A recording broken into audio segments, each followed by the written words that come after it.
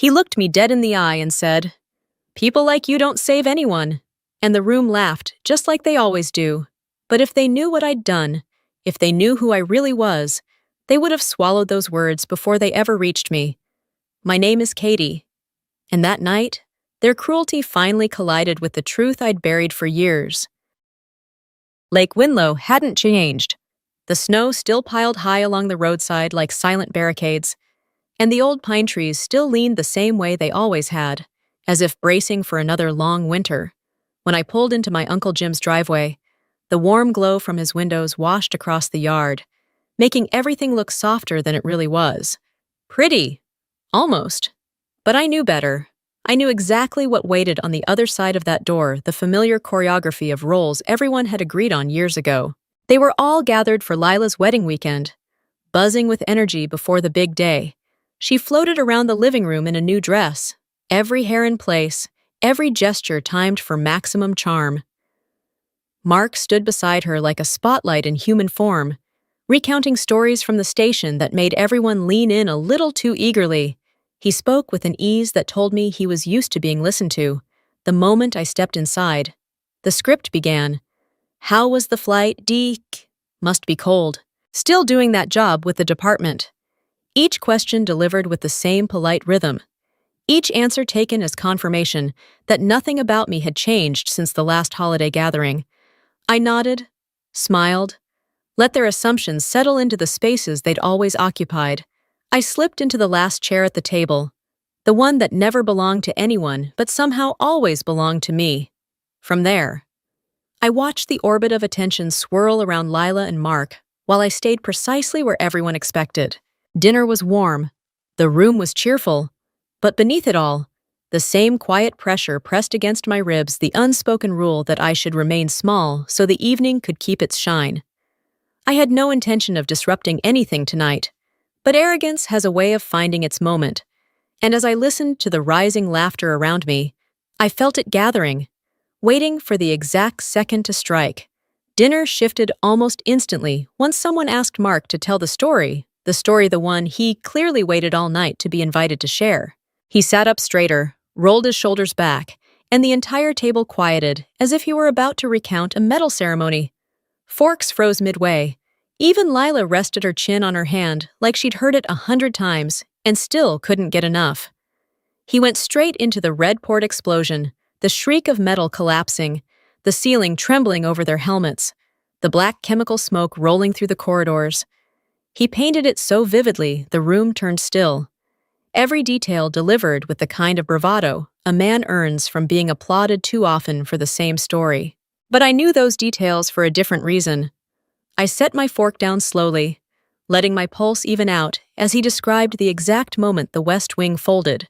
The numbers he mentioned, the timing, the shift, the direction matched perfectly with what I'd watched on my screens 3 years ago. His team trapped in Shaft 3B, the heat blooming too fast in the corridor ahead, the point where a single misstep would have ended them, because I had been the one watching them disappear and reappear in blotches of heat. I had been the one who told them which way to go. Mark didn't know that. He also didn't know he was stitching every breadcrumb of my buried memory right into the center of his performance. He leaned back, basking in the attention, and added that the voice guiding them sounded like a seasoned man, apparently the type whose tone had seen things. A man, he insisted, because no woman would sound that calm when the ceiling was coming down. Everyone nodded along like that made perfect sense. I let myself smile small, controlled, inward. Not because any of this was funny, but because a strange realization clicked into place. Mark had absolutely no idea he was giving me back fragments of my own story, and he was doing it with full confidence that it never belonged to me in the first place. It didn't take long before the spotlight on Mark dimmed just enough for someone to remember I existed. Someone asked about my work, but Lila cut in before I even inhaled. Katie's probably drowning in paperwork. Those analyst types lose it if the copy machine jams. The table cracked up, the kind of laughter that lands before anyone checks if it should. I took a sip of water, letting the cold steady my breath, while the familiar sting settled low in my chest. I could have mentioned the hours I'd spent locked inside a concrete room watching a bomb timer blink towards 0, but no one was asking for that kind of truth. Not here. Not from me.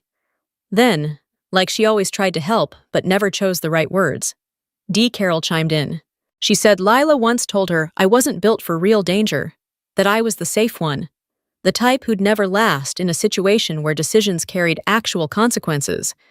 Lila didn't even blink, just shrugged, as if confirming a fact everyone already accepted. A quiet understanding crawled over me then. They didn't just misunderstand what I did. They needed me to stay small so Lila could keep shining bright. The Redport Secrets. Mark didn't know that was one kind of wound, but the way my own family shaped the narrative of who I was, that was the deeper cut, the one that had been bleeding for years, and I could feel both wounds, past and present, beginning to line up perfectly, like two storm fronts preparing to collide. The room glittered with the kind of warmth that never reached me. Silverware clinked, glasses chimed, and Mark slipped right back into his favorite battlefield, the center of attention. He leaned forward, elbows planted like a man about to deliver a heroic monologue, and dove straight into Redport again. But this version was even more warped than before. He said he found the opening to Shaft 3B. He said he made the call to change direction. He said listening to intel would have gotten them all cooked alive.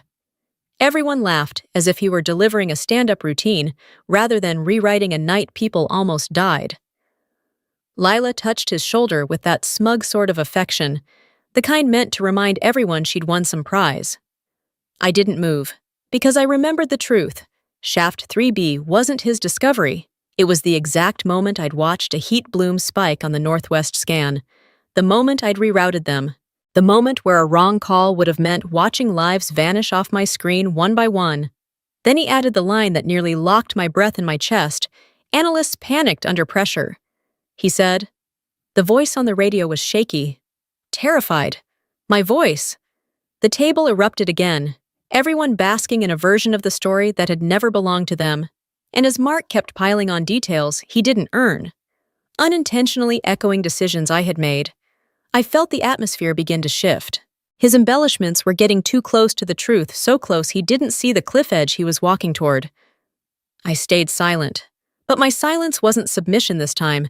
It was the crack before the break. It happened just as plates were being cleared.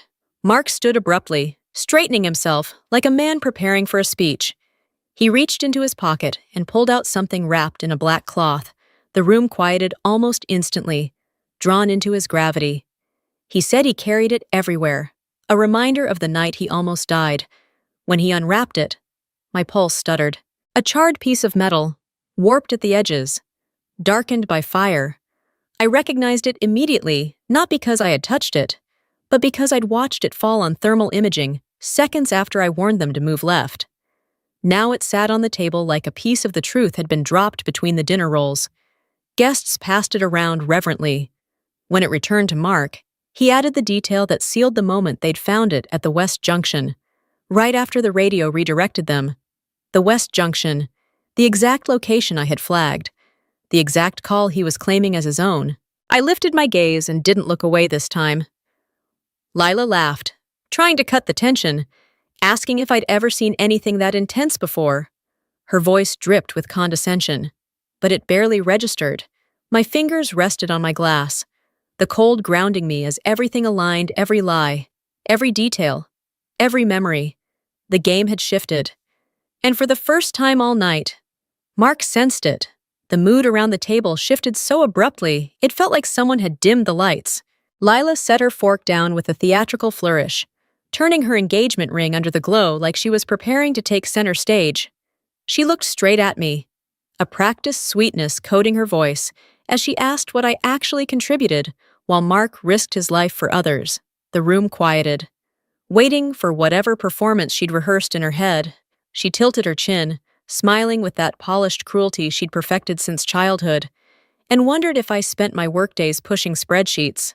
The mockery was gentle enough to look like a joke, but sharp enough to slice exactly where she meant it to. My mother let out a soft chuckle, one that said she'd heard this kind of commentary before and never questioned it. My uncle nodded along, as if Lila had simply pointed out an obvious truth. Their eyes drifted toward me with a familiar blend of amusement and dismissal, the look people give when they believe they already know your limits, and want you to stay within them. Then Mark joined in, laughing as though he were sharing an innocent anecdote. He talked about how people in support roles panicked easily, how smoke made them gag, how real action separated those who could handle pressure from those who folded under it. He said it casually, carelessly, without thinking for even a moment that someone at the table might find the words heavy. His confidence pulsed through the room. Every nod of agreement dug the blade deeper. I held his gaze, and something inside me settled not in defeat, but in recognition. They weren't interested in learning who I was or what I'd done. They'd spent years building a version of me that made them feel secure in their roles, and they clung to that version even when reality brushed against it. Then Lila leaned forward, eyes gleaming with the pleasure of delivering a final blow, and asked if I had ever saved anyone. The question wasn't naive, it was an indictment, a reminder of the hierarchy she believed in, the one where she stood bright and important while I was expected to remain dull and quiet, my palm pressed lightly against the wooden table, the cool surface grounding me. The line she crossed wasn't just rude, it was the kind of line you don't step back from once it's been breached. My silence wasn't endurance anymore, it was the decision before the storm. Mark placed his glass down with deliberation, as if preparing to unveil some profound truth. He said he remembered the voice from Redport, the one that guided them through fire and collapse, and described it with absolute certainty. It was a man's voice, he said. Steady, commanding, the kind you could only develop after years in high-risk operations. Never a woman's. Because a woman, according to him, would have lost her composure the moment things turned deadly. His arrogance hit the table like a slammed door. I inhaled slowly, the controlled breath I'd trained myself to take before making difficult calls, and set my own glass down with a soft but decisive tap. The room stilled instantly. I met his eyes and let the cadence I had buried deep rise to the surface. Unit 6, hold position. Heat increase ahead. Debris imminent. Turn left now. The words dropped into the room like live wires. Mark recoiled so violently his chair skidded backward, crashing to the floor. A startled gasp escaped someone at the opposite end of the table, but the sound barely registered. I kept going, because the sequence demanded completion. Shaft 3B clear. Right side unstable. Ceiling collapse in 3 seconds. Keep moving! Mark's hand shook as he grabbed the edge of the table. His face leached of color. He muttered a broken denial. But I wasn't done. Team 2, maintain speed. West exit accessible. Thermal overload approaching. 90 seconds. Silence crashed over the room with the force of a closing vault. Every breath around me froze.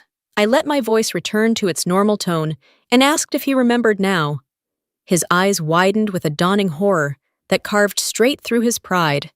He whispered that only the voice on the radio knew those details, the precise temperatures, the collapse timing, the heat patterns. Recognition hit him like a blow. The woman he'd mocked all night had once held his life in her hands. Lila covered her mouth as mascara streaked down her cheeks. My family stared at me, as if seeing me clearly for the first time, but clarity often arrives too late. The air was thick with the truth they'd spent years avoiding, and now that truth was loose, irreversible, and burning its way through every lie they had ever told about me. There was no putting it back. Mark stared at me as if the entire room had vanished, leaving only the memory of red heat, falling metal, and the voice that pulled him through it. I watched the moment the realization hit him slow at first, then sharp enough to crack through every lie he'd repeated tonight. For years, he'd imagined a seasoned man guiding him out of that inferno. Now he was seeing the truth in front of him, and it shook him to the core. His breath came unsteady as he finally managed to speak. You were the voice, the one who let us out. I let the silence hold a beat before I asked if he remembered the temperature spike on the east side. Seconds before the ceiling came down. His eyes widened. That detail had never appeared in any official report. Exactly, I said. I wasn't writing reports. I was making the calls. The table went still. Even the air felt frozen. Lila jumped up, accusing me of ruining her night, her voice cracking under the weight of her own fear. I reminded her she'd asked if I'd ever saved anyone. Now she knew. Mark's shoulders sagged under a truth he couldn't escape. You saved my life, and I mocked you for it. I didn't comfort him. I didn't need to. You survived. That was the point. And the room saw me, truly saw me for the first time. The air in the room tightened until it felt heavy enough to hold in my hands. Mark looked at me like he was bracing for judgment. But that was never mine to give. All I had ever offered him then and now was the truth. His voice trembled when he finally spoke, each word fragile, as if admitting it out loud might fracture something inside him. He said he had believed he was the one leading his team that night, that without him, they would have been lost. The shame in his eyes wasn't about the lie itself, but about realizing he'd repeated it so often he'd built his identity around it. I nodded, slowly, letting him steady himself. I told him he wasn't wrong about the courage it took to enter a burning building. He had pulled a teammate from a blocked hallway. He had risked his own safety. Nothing could take that away from him. But the leadership he claimed hadn't belonged to him, and using that night as a weapon against others was the part he had to face. Silence exploded around us like a shockwave. Lila hurried forward, grabbing his hand, trying to drag him back into the story where she still held the spotlight. She insisted he didn't need to listen to me, that I was humiliating her on purpose. Her voice cracked under the weight of a truth she couldn't outrun. Mark pulled his hand from hers, not harshly, but with a finality that made her flinch. He said he did need to hear it, and so did she. He reached into his pocket, pulled out the charred piece of metal, and placed it in my palm. The warmth of his hand lingered for a moment before he let go. He said it had never belonged to him, that it had always belonged to the person who guided them through the dark.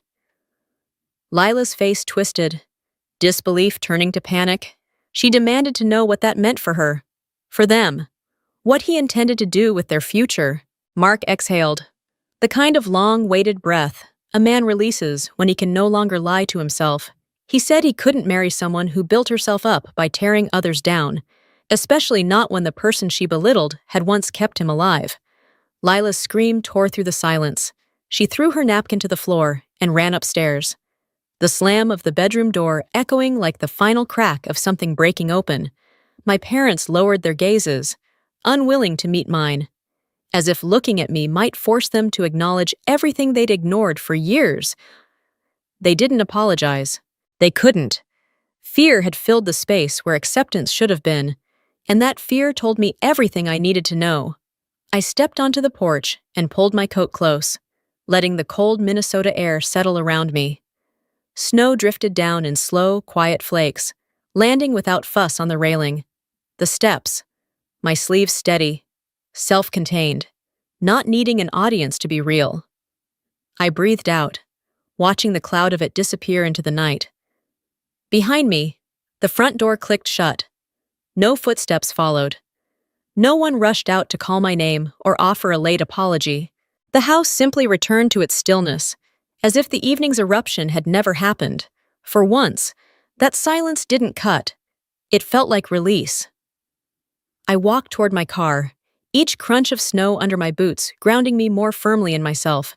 When I slid into the driver's seat, my phone lit up on the console, an early morning assignment waiting for confirmation.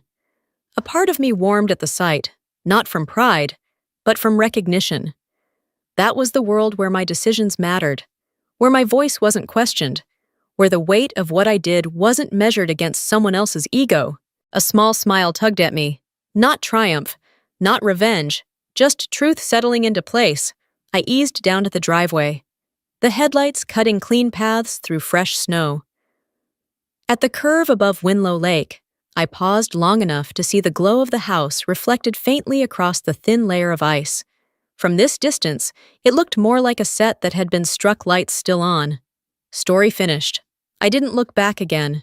There was nothing left inside that house for me to prove or explain. No dignity I needed to reclaim. I wasn't leaving because I was hurt. I was leaving because I finally understood I didn't belong in a place that required me to be small. As I turned onto the main road, snow swirled through the beams of my headlights, soft and steady. My silence was never emptiness. It was depth, and not everyone knows how to hear it.